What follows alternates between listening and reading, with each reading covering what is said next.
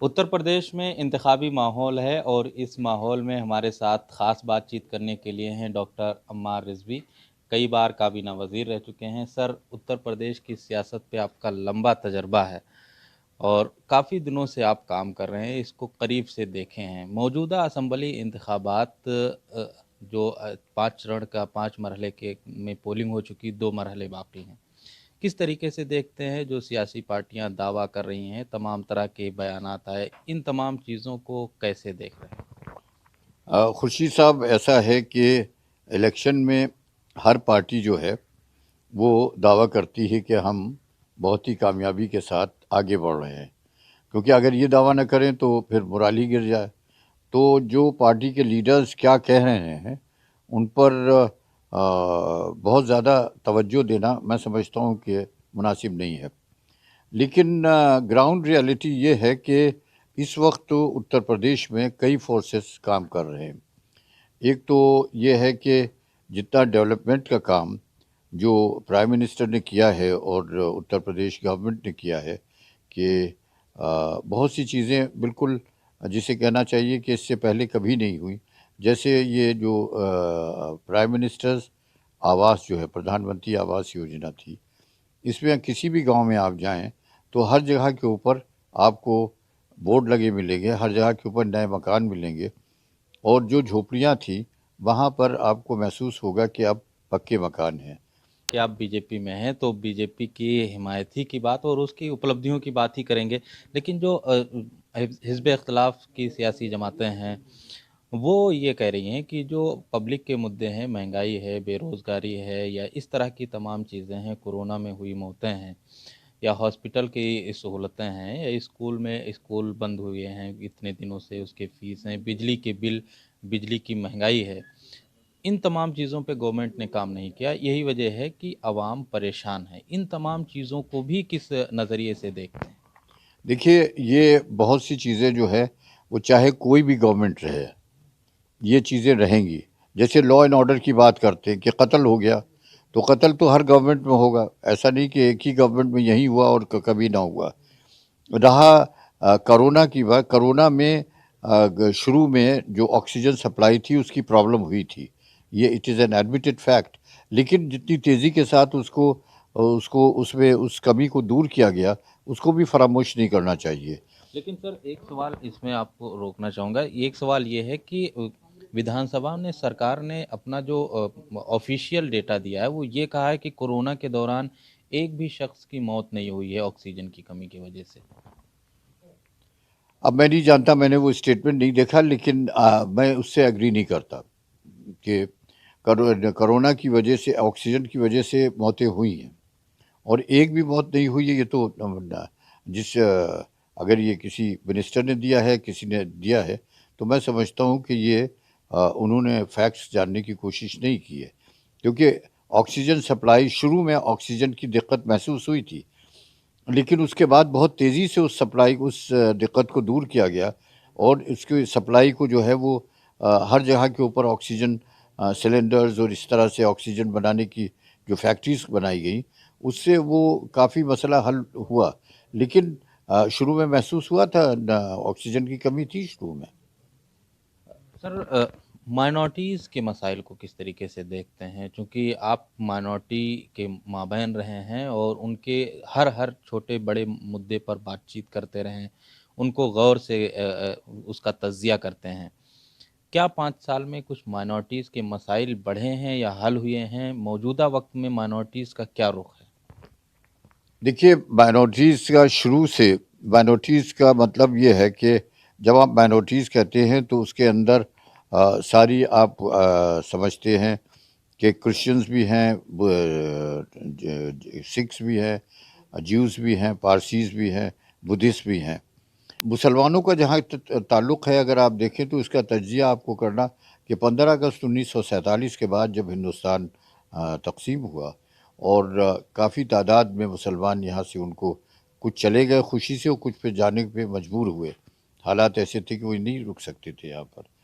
उस वक्त मुसलमान जो था वो एक एहसास कमतरी में हुआ, और उसके सामने बिल्कुल एक अंधेरा सा था। حالانکہ مولانا آزاد اور پنڈت جواہر لال نہرو جیسی اور یہ بہت سی ایسی شخصیتیں موجود تھیں کہ جو مسلمانوں کو ڈھارس دے رہی تھی، لیکن مسلمان بے حد گھبرایا ہوا تھا۔ اس وقت کانگریس نے ایک مسلمانوں کو یہ بتایا کہ تمہارے اگر بھلا ہو سکتا ہے تو کانگریس کے ساتھ آنے کا ہو سکتا ہے۔ کسی حد تک کہ کانگریس کا اس وقت وہ دعویٰ جو تھا وہ ٹھیک بھی تھا اور مسلمان کانگریس کی طرف کھینچا۔ لیکن تھوڑے دنوں کے بعد کانگریس کو مسلمان کو ایک نا امیدی ہونے لگی، کیونکہ پریزیڈنٹ وغیرہ تو ضرور ہوئے، مسلم پریزیڈنٹ ہوئے، سب کچھ ہوا، ایئر فورس کے commandant, chief of the staff ہوئے، لیکن جو اصل چیز یہ ہے کہ جب تک کہ کامن مین جو مڈل کلاس ہے اور جو ان امپلائڈ یوتھ ہے اور جو سروسز وغیرہ میں اگر ریپرزنٹیشن نہیں ہوتا تو وہ کمیونٹی خوشحال نہیں کہی جا سکتی ہے۔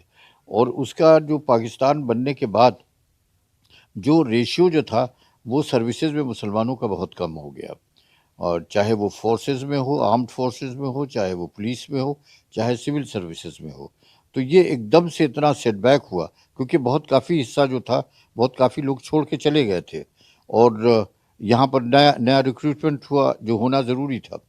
تو اس طرح سے ایک مسلمان جو تھا وہ ایک اس کامپلیکس میں آ گیا کہ جیسے اس کے ساتھ سیکنڈ ریٹ سٹیزن کا برتاؤ ہوگا، اور اس کی وجہ سے اس نے ایک لفظ کہا جائے کہ ہمت ہار سا گیا، اور ایک کمپٹیشنز میں اور تمام سب چیزوں میں اس نے، آپ دیکھیے مسلمانوں کی حصہ لینے کی تعداد ایک دم سے کم ہو گئی۔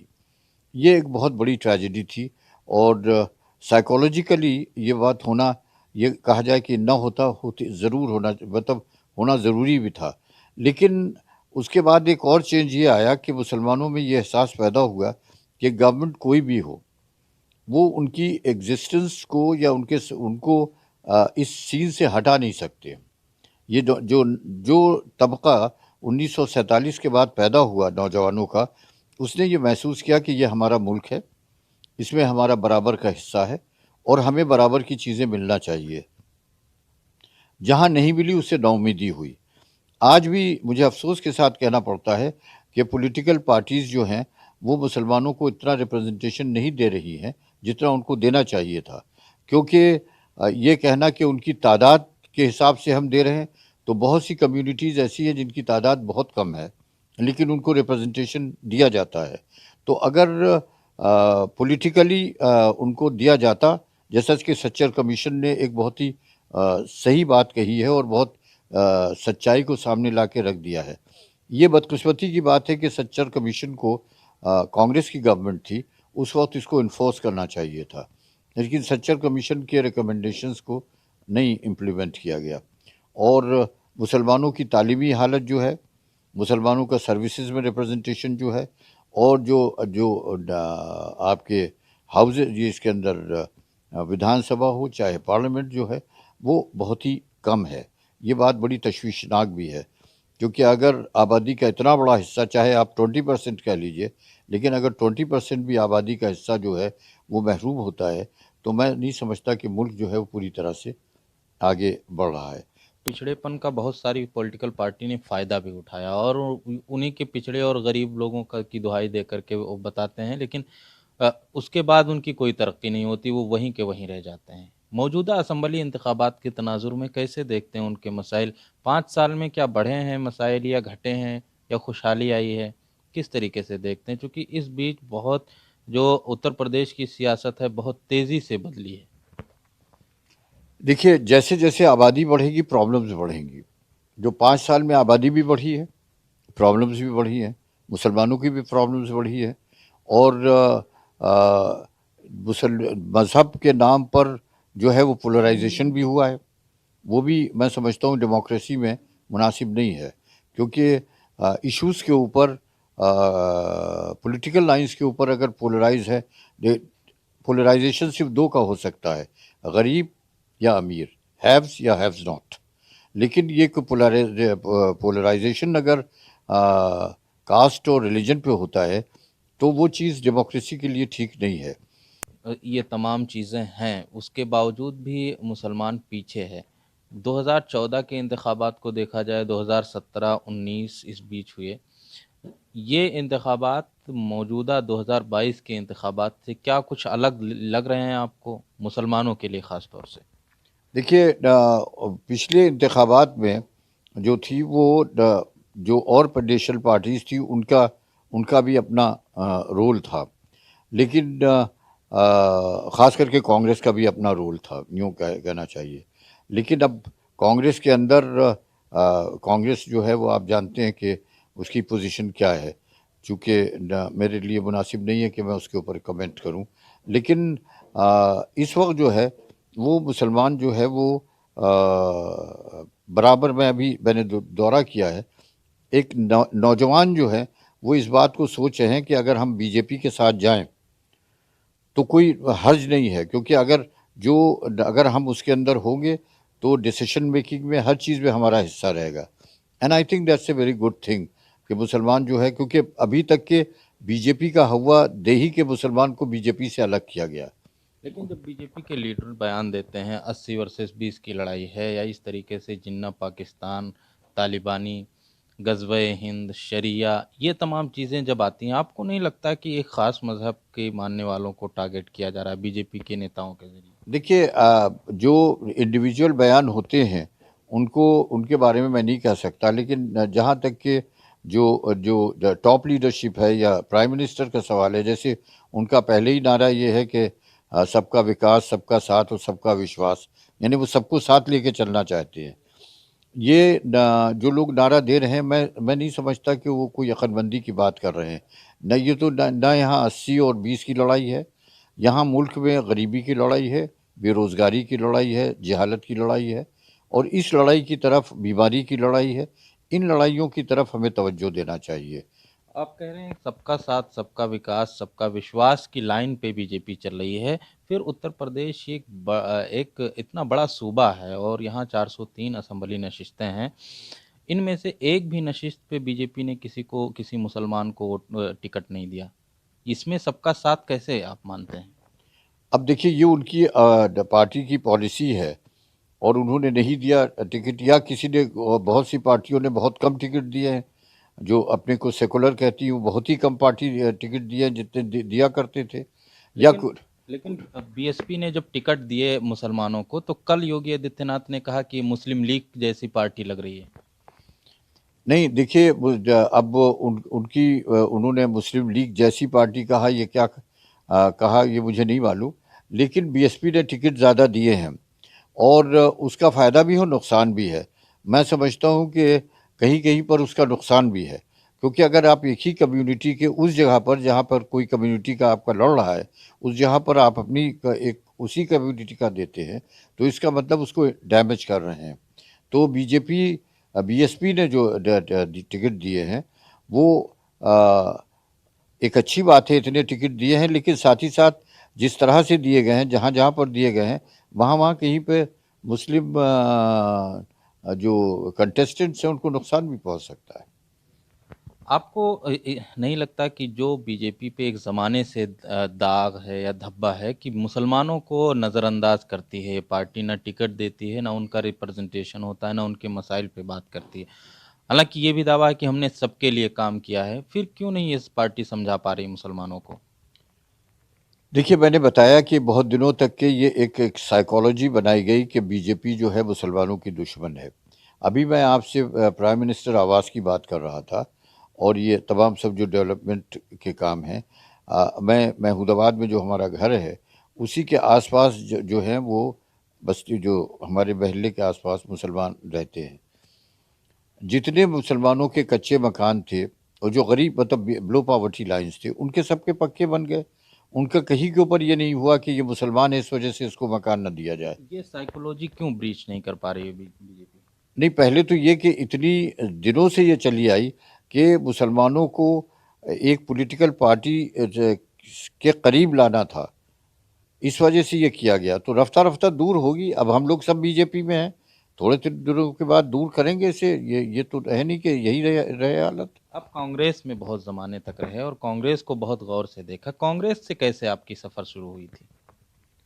اب کانگریس کا سفر جو تھا، مجھے اندرا جی لائی تھی، 19 نومبر 1966 میں. تو اندرا جی لائی تھی. اندرا جی کے بعد مطلب یہ کہ راجیو جی آئے. پھر چیزیں ایسی ہوئی کہ جو میں نہیں ایڈجسٹ کر سکا وہاں پر، کیونکہ حالات دوسرے تھے. اور کانگریس میں زیادہ تر ان کی پوچھ ہونے لگی کہ جو ان کو کہ جو پہلے کانگریس کو گالیاں دیتے تھے اور باہر رہتے تھے، باہر رہے. اس کے بعد انہوں نے جو وہاں کے ورکرز تھے جنہوں نے ساری زندگی اپنی وہاں سرو کی، اس کے بعد ان کی بات کو کوئی خاص توجہ اس پر نہیں دی گئی. تو سوچا کہ یہ وہ اردو کا شعر ہے کہ ہم با وفا تھے اس لیے نظروں سے گر گئے، شاید تلاش انہیں کسی بے وفا کی تھی. سر آخری سوال یہ ہے کہ اسد الدین اویسی اتر پردیش میں ان کی انٹری ہوئی، وہ مسلسل انتخابی جلسے کر رہے ہیں، اپنے ایک کینڈیڈیٹ کو بھی میدان میں اتارے ہیں. کیا آپ کو لگتا ہے کہ اتر پردیش کی سیاست اور یہاں کے عوام کیا اسد الدین اویسی کو کس طریقے سے لیتی ہے؟ کیا ہے؟ دیکھیے، ابھی آپ نے ایک بات کہی تھی کہ مذہب کے نام پہ پولرائزیشن. جب بھی مذہب کے نام پہ پولرائزیشن ہوگا کہیں بھی، تو اس کا نقصان، اس کا نشانہ جو ہے مائنورٹیز ہوں گے. جب فرض کیجئے کہ آپ اویسی صاحب کے آنے سے پولرائزیشن کی پروسیس جو ہے وہ تیز ہوتی ہے، اور اس کا نقصان جو ہے مسلمانوں کو ہوتا ہے. اویسی صاحب کے لیے فیلڈ ہے کہ بہت اچھی، وہ اپنے ساؤتھ میں دیکھیں، ساؤتھ میں بھی اچھی خاصی تعداد ہے. وہ کیوں نہ ہر موقع کے اوپر آ کے ایسے جذبات کو مشتعل کرنے والی باتیں کرتے ہیں کہ کچھ لوگ تو خوش ہو جاتے ہیں تھوڑی دیر کے لیے. جیسے چاٹ کھا کے آدمی بہت خوش ہوتا ہے، یہ بھول جاتا ہے کہ اس کے کھانے کے بعد ہمارے ہاضمے کی کیا حالت ہوگی. تو وہی حال جذباتی لوگوں کا ہوتا ہے کہ اویسی صاحب کی تقریر سے خوش ہو گئے، لیکن اس سے پولرائزیشن جو کامنل ایلیمنٹ ہے، جو کہنا چاہیے کہ اس مذہب کی بیسس کے اوپر ساری چیزیں کرتا ہے، وہ طاقتیں مضبوط ہوتی ہیں. تو اویسی صاحب جمہوریت ہے، ہر جگہ پہ جا سکتے ہیں، لیکن میری ان سے اپیل ہوگی کہ اگر واقعی وہ مسلمانوں کو بھلا چاہتے ہیں تو اتر پردیش کے مسلمانوں کو وہ ان کے حال پر چھوڑ دیں، وہ اپنے یہاں کی فکر کریں، ہم لوگ کی نہ فکر کریں. ہم لوگ سونر اور لیٹر اپنی فکر کر رہے ہیں، اور انشاءاللہ ہم لوگ اپنے فکر کرنے میں، اپنا مقام بنانے میں کامیاب ہوں گے. سر ایک سوال جڑا ہوا ہے، چونکہ جب بی جے پی کے لوگ بیان دیتے ہیں کہ نہرو کی غلطیوں سے یہ کام ہوا، ایسا ہوا، یا اندرا گاندھی کو نشانہ بناتے ہیں، آپ کے کمرے میں اور آپ کے گھر میں میں دیکھ رہا ہوں تمام تصویریں لگی ہوئی ہیں، نہرو کی بھی اور اندرا گاندھی کی بھی. آپ اسی بی جے پی میں ہیں، پارٹی میں ہیں، یہ جب ایسے بیان آتے ہیں تو کیا سوچتے ہیں، کس طریقے سے اس پر آپ کا دیکھیے، رد عمل میرے ہوتا ہے؟ یہاں آپ کو نہرو جی کی بھی تصویر ہے، اور میرے یہاں اندرا جی کی بھی ہے، اور ہمارے خاندان کے ساتھ اندرا جی کی ہے. ایک پورا زمانہ جو ہے وہ گزرا ہے، تو یہ پاسٹ ہے ہمارا، اس کو تو الگ نہیں کر سکتے. نہرو جی کے لیے جو عزت ہے اس کو بھی ہم کم نہیں کر سکتے، ان کا ہمارا اپنا وہ پرسنل وہ ہے. اور آپ مودی جی کی بھی دیکھ رہے ہیں کہ مودی جی کی بھی تصویر بہت ہی پرومننٹ ہے ہمارے ساتھ، وہ ہے. یوگی جی بھی ہیں، رام نائک جی بھی ہیں، اور ہمارے ساتھ مسٹر بش بھی ہیں. تو تصویروں کی تو ہے ہی ہے، لیکن یہ ہمارا جو جو جو گھر پہ تصویریں جو ہیں، یہ تو ہمارے جن سے تعلقات ہیں ان کی رہیں گی. رہا جو ان کی پالیسیز کو کرٹیسائز کرنا، تو ایک بات یاد رکھیے کہ جب اپوزیشن میں ہوتے ہیں لوگ، تو اگر کرٹیسائز نہ کریں تو کیا کریں؟ مطلب یہ کہ اگر تعریف کریں گے تو کیسے ہوگا؟ تو آپ کو لگتا ہے کہ یہ کرٹیسزم ایک بنیادی جو کسی بنیاد پہ کرٹیسائز کی جاتی ہے، دیکھیے، ہم یا لوگوں بے بنیاد؟ کانگریس نے بھی سب کو کرٹیسائز کیا ہے. اس کے بعد جب لوہیا جی تھے تو وہ سب کو کرٹیسائز کرتے تھے. لوگ لوہیا جی کو کرتے ہیں کرٹیسائز، نہرو جی کو کرتے ہیں. نہرو جی کی پالیسیز کو کانگریس کے اندر لوگ تھے جو کرٹیسائز کرتے تھے، ہاؤس کے اندر کرتے تھے. تو ڈیموکریسی میں تو کرٹیسزم کا سلسلہ چلتے ہی رہتا ہے. اس میں کوئی یہ کہنا کہ یہ بہت برا ہو رہا ہے، ارے پہلے بھی ہوتا تھا، اب بھی ہوگا، ہوتا رہے گا. جب تک کہ ڈیموکریسی رہے گی، کرٹیسزم جو ہے ڈیموکریسی کا ایسنس ہے، وہ ہوتا رہے گا، اس کو روک نہیں سکتے آپ. بہت شکریہ ڈاکٹر عمار رضوی صاحب اپنے خیالات کا اظہار کر رہے تھے اور اتر پردیش کی سیاست پر بات کر رہے تھے. موجودہ حالات کیا بن رہے ہیں اور 10 مارچ کے نتائج کیا ہوں گے، ان تمام چیزوں پر انہوں نے اپنے خیالات کا اظہار کیا. ETV بھارت کے لیے لکھنؤ سے خورشید احمد.